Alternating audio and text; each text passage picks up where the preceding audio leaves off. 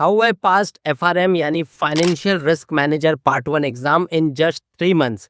ये वीडियो उन सभी लोगों के लिए जो FRM की तैयारी कर रहे हैं या फिर करने वाले who wants to pursue FRM। This is the video you need, क्योंकि यहाँ पे मैं बताऊंगा everything you want to know about this. 2 महीने पहले मैंने FRM का एग्जाम दिया था और लास्ट वीक उसका रिजल्ट आया, वैन मैंने FRM पार्ट 1 का एग्जाम क्लियर कर दिया है। इस बार का एग्जाम था वो हिस्टोरिकली देखोगे सो बहुत ही ज्यादा टफ आया था, क्योंकि थ्योरी बेस्ड क्वेश्चंस का जो वेटेज था वो बहुत ही ज्यादा था। सो मेरा full experience as a FRM part 1 candidate, किस तरह मैंने तैयारी की, कौन से स्टडी मटेरियल को रेफर किया, कितने आवर्स एलोकेट किए, एवरीथिंग राइट फ्रॉम डिटेल। क्योंकि जब मैं तैयारी कर रहा था आफ्टर एवरी डे, हर एक दिन के बाद मैं नोट कर लेता था कि कितने आवर्स मैंने पढ़ाई की, क्या क्या पढ़ाई की। Because being a content creator मैं चाहता था कि अगर मैं ये एग्जाम को पास कर लेता हूँ so I want to make a video, ताकि लोग इससे इंस्पायर भी हो सके। और जो लोग इसकी तैयारी कर रहे हैं, क्योंकि ऑल ओवर द इंटरनेट बहुत लोग डरा के रखते हैं कि FRM पास होने के लिए 8 महीने 10 महीने लगते हैं, 6 महीने 7 महीने लगते हैं। ऐसा कुछ नहीं है। अगर आप प्रॉपरली जिस तरीके से मैंने पढ़ाई की है, जिस मटेरियल से मैंने पढ़ाई की है, उस वे से जाओगे तो definitely 3 to 4 months is more than enough for you to crack the exam. So आज की वीडियो में इन डिटेल देखेंगे that how I passed FRM in 3 months और क्या क्या चीजें मैंने की। सो वीडियो को प्लीज एंड तक देखना और देखने के बाद पसंद आ जाए, like it, share it and subscribe the channel for more. Let's get started. तो सबसे पहले FRM यानी कि फाइनेंशियल रिस्क मैनेजर, ये अब इसका जो लेवल है ना वो CFA जैसा होते जा रहा है। क्योंकि रिस्क मैनेजर्स की ड्यूटी क्या है, हर एक बड़ी कंपनी में रिस्क डिपार्टमेंट का वो हेड होता है। इसमें जो FRM में जो सबसे ऊंची पोजीशन है वो है CRO की, यानी चीफ रिस्क ऑफिसर। लेकिन ये जो एक मिसकंसेप्शन, मिस इन्फॉर्मेशन लोगों के माइंड में, मेनली जो स्टूडेंट्स इसकी पढ़ाई कर रहे हैं उनके माइंड में ये है कि अगर मैं FRM करता हूँ तो मुझे सिर्फ रिस्क तक ही रहना पड़ेगा, यानी मैं खाली रिस्क वाले रोज कर सकता हूँ। हालांकि FRM is more incline towards risk, लेकिन आज जो चेंजिंग नीड्स है, जो कॉर्पोरेट की चेंजिंग नीड्स है, वहां पे अगर देखोगे तो FRM is not only for risk managers. Financial risk managers की जो डिमांड है वो वेल्थ मैनेजमेंट में भी है, इन्वेस्टमेंट बैंकिंग में भी है, हर जगह है। क्योंकि आज की डेट में रिस्क जो कंपोनेंट है वो तो सब जगह है, and the one who manages risk, जो रिस्क को अच्छे से मैनेज कर पाता है, that is a risk manager. तो जब वो डिग्री आपके पास होगी, when you will be a certified risk manager, तो वो आपका जो लेवल है कितना ज्यादा बढ़ जाएगा आप सोच सकते हो। And it will surely open a lot of opportunities for you. जरूरी नहीं है खाली CFA से हम फाइनेंस में घुस सकते हैं। इन रियलिटी देखोगे तो FRM part 1 is way more tougher than CFA level 1, क्योंकि CFA में होती है 3 लेवल्स और FRM में होती है केवल 2 लेवल्स, यानी पार्ट 1 और पार्ट 2। तो जो डिफिकल्टी लेवल है ना वो FRM पार्ट 1 का CFA के कंपेरिजन में थोड़ा ज्यादा है। और ये मैं नहीं बोल रहा, आप गूगल पे जाकर चेक कर सकते हो, गूगल पे सर्च करोगे आपको पता चल जाएगा। और इसका रीजन ये है क्योंकि FRM है ना बहुत ज्यादा मैथमेटिकली ग्राउंडेड है।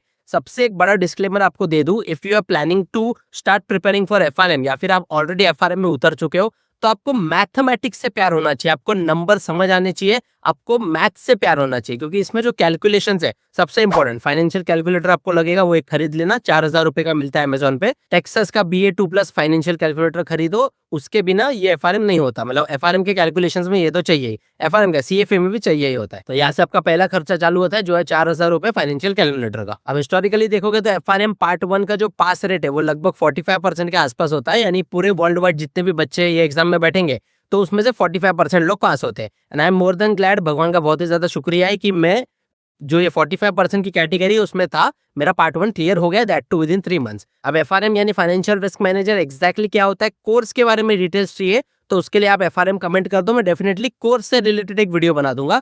ये वीडियो में मैं आपको बताने वाला हूँ कि किस तरह मैंने इसको क्लियर किया, क्या क्या चीजें मैंने की, मेरा जो स्टेप बाय स्टेप प्रोसेस था वो क्या था, और इसमें कितने मेरे पैसे और कितना मेरा टाइम खर्च हुआ है। सो बात है जून 2025 की, जब मैंने ऐसा सोचा कि अब मैं देखो जॉब वॉब तो कुछ कर नहीं रहा हूँ, क्योंकि मेरा जो काम है वो घर से, मेरा जो भी पर्सनल लेवल पे इन्वेस्टिंग ट्रेडिंग जैसा आप जानते हो, मैं कंटेंट भी उसका ही डालता हूँ, तो वो सब मेरा घर से है। और लेमन का मैं सब ब्रोकर हूँ तो वो भी मेरा वर्क फ्रॉम होम है। तो मुझे ऐसा कोई हेक्टिक काम था नहीं, दिन में मेरे पास टाइम बचता था। सो आई थॉट कि खाली बैठने से अच्छा है गेट सम डिग्री, ताकि फ्यूचर में काम आ जाए।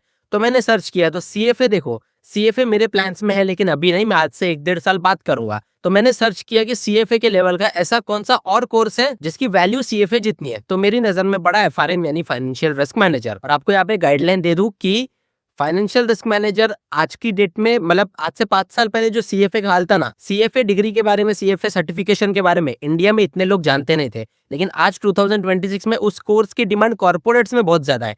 तो आज वही सिर्फ FRM के साथ है, यानी 5 साल पहले जो पोजीशन पे CFA खड़ा था ना, आज वही पोजीशन पे FRM खड़ा है।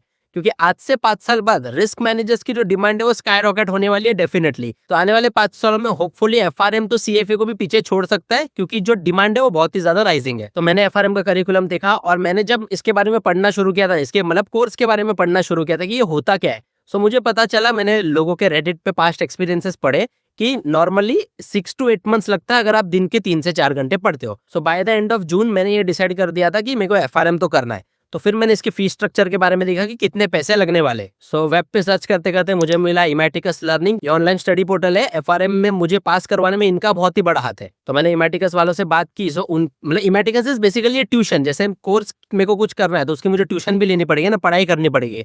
तो इमैटिकस में मैंने मेरी ट्यूशन लगा दी। तो इमैटिकस की मुझे दोनों लेवल की जो फीस पड़ी दैट इज अराउंड 80,000 रुपीज, जिसमें सबसे बड़ा जो बेनिफिट था, जिसने मुझे अट्रैक्ट किया to give this 80,000 rupees to Imarticus, वो ये था कि इमैटिकस जो अपना कोर्स दे रहा है, जो अपनी ट्यूशंस दे रहा है, इनके वीकेंड पे लेक्चर्स होते हैं। मतलब अगर आपको चॉइस है, आप वीकडे बैच ले लो या वीकेंड बैच ले लो। मैंने वीकेंड बैच लिया था क्योंकि वीकेंड्स पे हमारा मार्केट बंद रहता है, तो मुझे पास टाइम ज्यादा होता था। तो मैंने सोचा वीकेंड पे इनके क्लासेस लेते।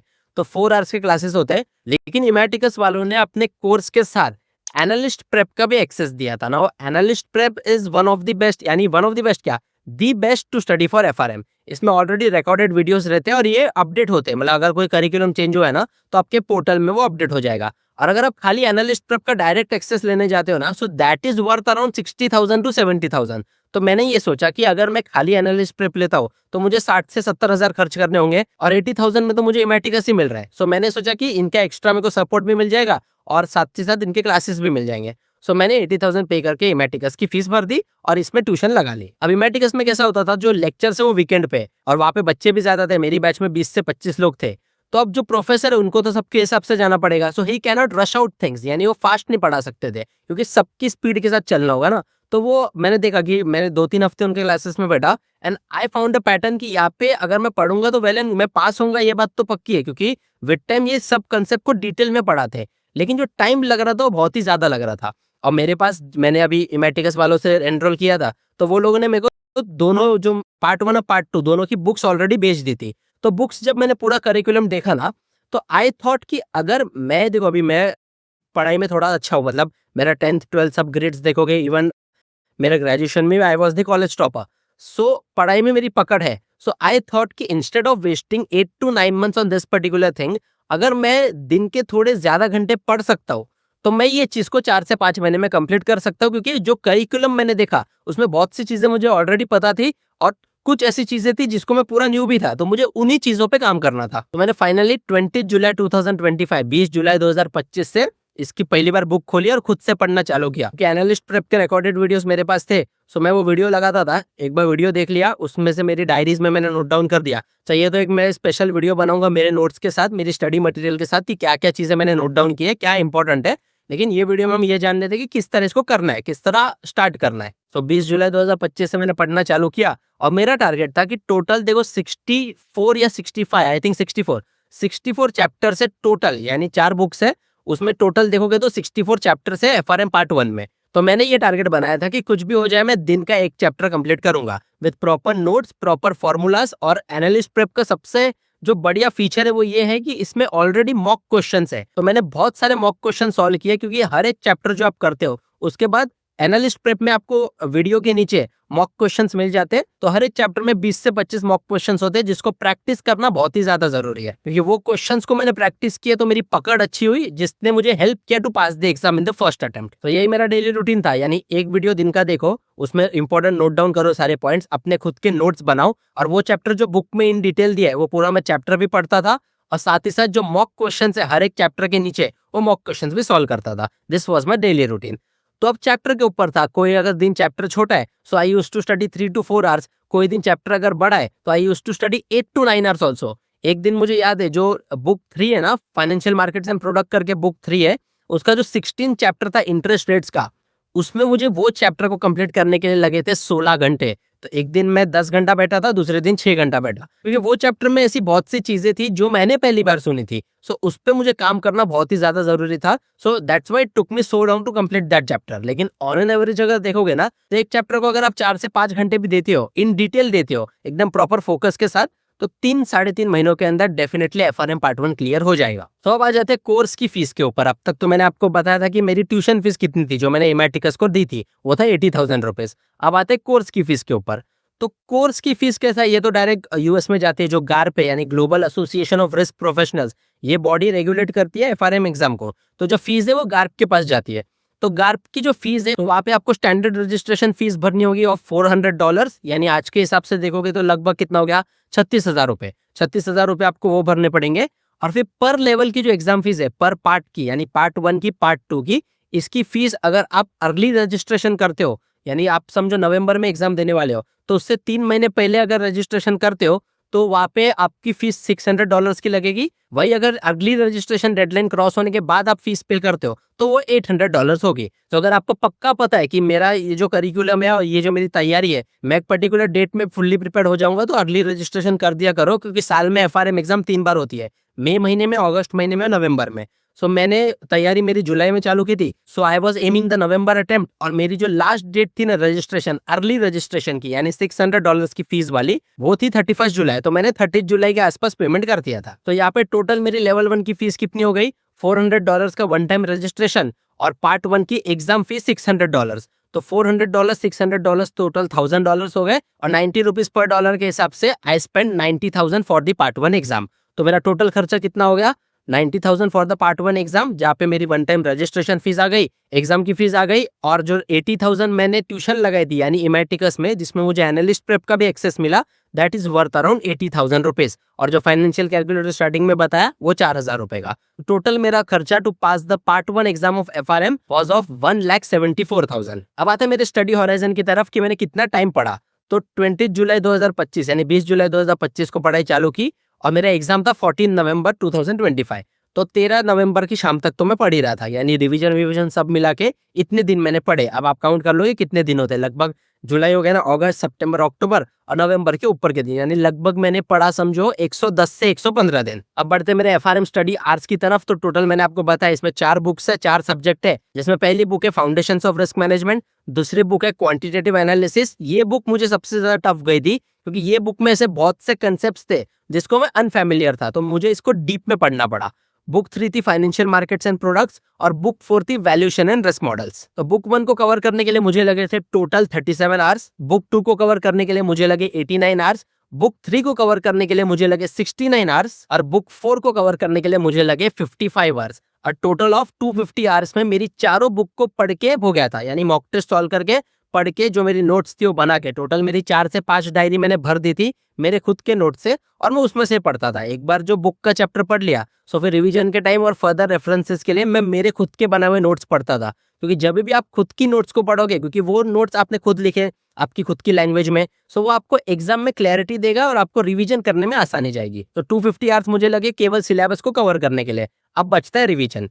रिवीजन मैंने कैसे किया, जो मैंने मेरी नोट्स बनाई है वो नोट्स को मैं पढ़ते गया, जहाँ मुझे डाउट था उस पर मैंने काम किया, जहाँ मैंने स्टार मार के रखा था उसको मैंने डीपली पढ़ा, जो चीजें नहीं समझी वो सारी चीजों को पढ़ा। और यहाँ पे बिल्कुल भी ऐसा पकड़ के मत चलना कि मैं एक चीज को स्किप कर देता हूँ, ये एग्जाम में नहीं आएगी। क्वेश्चन कहाँ से भी आ सकता है, और पास होना बहुत ही ज्यादा जरूरी है, क्योंकि कोर्स देखो सस्ता नहीं है। अब मैं ही अपना मैंने आपको एकदम लाइव एक्सपीरियंस बताया इसी साल का, 1,75,000 केवल मैंने पार्ट 1 पे खर्चा किया है। अब पार्ट 2 बचा है, पार्ट 2 में अब मेरे को वन टाइम रजिस्ट्रेशन जो भरा है वो तो भर दिया, ट्यूशन फीस तो मैंने दोनों पार्ट की भरी हुई है, तो अब मुझे $600 का पेमेंट करना होगा, जो मैं नेक्स्ट टाइम कर दूंगा पार्ट 2 में। लेकिन तो भी अगर ओवरऑल कोर्स देखोगे तो लगभग 2.25 से 2.5 लाख रुपए तक इसकी फीस जाती है, विच इज एक मिडिल क्लास आदमी, मेरे जैसे मिडिल क्लास आदमी के लिए 2.5 lakh is a huge amount. तो फोकस इस पे ही रखना कि ये आपका जो अटेम्प्ट है ये फर्स्ट टाइम में क्लियर हो जाए, क्योंकि री अटेम्प्ट जब करने जाओगे ना, जब इंसान पहली बार फेल हो जाता है, सो दो failure is not bad, failure से इंसान सीखता है। लेकिन बहुत से लोगों का क्या होता है, कॉन्फिडेंस टूट जाता है, और जो कमबैक है वो फिर हो नहीं पाता। इसलिए जब पहली बार ही पढ़ते हो ना, तो आराम से फोकस के साथ पढ़ो, इन डिटेल पढ़ो, चीजों को समझो, अपना टाइम लो। अब जरूरी नहीं आपको 3 से 4 महीने में करना है, 8 महीने में करो, 10 महीने में करो, अपना टाइम लेके करो, but the focus should be having to clear the exam in the first attempt. So video को कंटिन्यू करते हैं। एफआरएम को मुझे रिवीजन करने में, जो मैंने चारों बुक्स का रिवीजन करने में, मुझे टोटल जो आवर्स लगे दैट इज 115। तो 250 घंटे मुझे लगे बुक्स को कंप्लीट करने के लिए, पूरे सिलेबस को, और उसी सिलेबस का रिवीजन करने के लिए मुझे लगे 115 घंटे। सो टोटल ऑफ 365 आवर्स, 365 घंटे की पढ़ाई with full dedication, full concentration, no distraction, you can clear the exam in first attempt. और ये 365 घंटे मेरे स्प्रेड आउट थे 110 से 115 दिन में, जो लगभग होते हैं 3 से 3.25 महीने। और वीडियो के एंड की तरफ बढ़ते, जहाँ पे मैं आपके साथ शेयर करूंगा सबसे इंपॉर्टेंट चीज, जो है मॉक क्वेश्चंस जो आपको एनालिस्ट प्रेप में मिल जाएंगे, या फिर ऑनलाइन अगर आप टेलीग्राम पे भी सर्च करोगे ना, you will definitely get a lot of mock questions, जिसको सॉल्व करना बहुत ही ज्यादा जरूरी है, क्योंकि एग्जाम में किस तरह के क्वेश्चंस आएंगे आपको उससे आइडिया आ जाएगा। और हाँ, एक और इंपॉर्टेंट चीज, FRM पार्ट 1 में जो फॉर्मूलाज है वो भी बहुत ही ज्यादा है। लगभग मेरे को याद है ना, मैंने मेरी फॉर्मूला शीट बनाई थी खुद की, 350 के आसपास फॉर्मूला थे जो आपको याद रखने। और ये अभी आपको सुनने के लिए टफ लग रहा है, लेकिन जब आप पढ़ने बैठोगे ना, तो एक फॉर्मूला दूसरे फॉर्मूला से कहाँ ना कहाँ लिंक होता है, और and you will get it. इतना ज्यादा टफ नहीं है। 350 फॉर्मूला सुन के ऐसे चौक मत जाओ, इतना कोई टफ नहीं है। जब पढ़ने बैठोगे तो वो यूज टू हो जाओगे उस चीज से। All you need to have is proper dedication, proper concentration and no distraction. तो मॉक क्वेश्चंस के बारे में मैं बात कर रहा था। So I solved in total day 1 से लेके जब तक एग्जाम नहीं हुआ, वो 20 जुलाई से लेके 13 नवंबर, ये जो मैंने टाइम स्पैन आपको बताया, इन 110-115 दिनों में मैंने टोटल सॉल्व किए 4240 मॉक क्वेश्चंस। आपको झूठ लग रहा होगा तो मैं आपको मेरा FRM का डैशबोर्ड के लाइव स्क्रीनशॉट दिखा दूंगा, यहाँ पे आप चेक कर सकते हो। And this was my score, यहाँ पे आप मेरा स्कोर भी देख सकते हो। मैंने इतने ज्यादा मॉक क्वेश्चन सॉल्व किए कि मेरा जो स्कोर है वो अबाउट 95% जाने लगा था, क्योंकि जब मॉक क्वेश्चंस में 90-95% के आसपास आएंगे, तब जाके आप कहाँ ना कहाँ ये श्योर रहते हो कि मेरा जो पार्ट 1 का एग्जाम है वो फर्स्ट अटेम्प्ट में क्लियर हो जाएगा। So in total I attempted 4240 mock questions, जिसमें से मेरे टोटल जो करेक्ट थे, यानी जो क्वेश्चंस के आंसर मैंने करेक्ट फर्स्ट अटेम्प्ट में दिए, दैट वाज अराउंड 3428। यानी मेरा जो पास रेट था after solving all this mock questions, 4000 plus mock questions, वो था 81%। सो that's all. This is how I cleared FRM यानी फाइनेंशियल रिस्क मैनेजर पार्ट 1 का exam in just 3 months. Proper आपको रोड मैप बता दिया, किस तरह मैंने किया सब बता दिया, कितना खर्चा होने वाला है, कितना टाइम लगेगा, इन डिटेल एवरीथिंग बता दिया। स्टडी मटेरियल से लेके, बुक्स से लेके, फॉर्मूला से लेके, everything I explain to you. Then too, अगर आपके पास कोई भी डाउट है, कोई क्वेश्चन है रिगार्डिंग FRM या regarding CFA, you can do let me know in the comment section, I will definitely answer. बाकी FRM कोर्स के बारे में इन डिटेल वीडियो चाहिए, सो वो भी कमेंट सेक्शन में बता दो, डेफिनेटली एक डिटेल वीडियो ले आऊंगा। So thank you so much for watching this video. मेरी जर्नी अगर पसंद आई हो तो वीडियो को लाइक कर दो, वीडियो को शेयर कर दो, और ऐसे ही फाइनेंस के रिलेटेड कंटेंट से जुड़े रहने के लिए do subscribe the channel. So that's all, until next time, this is Mohit Lamba signing of.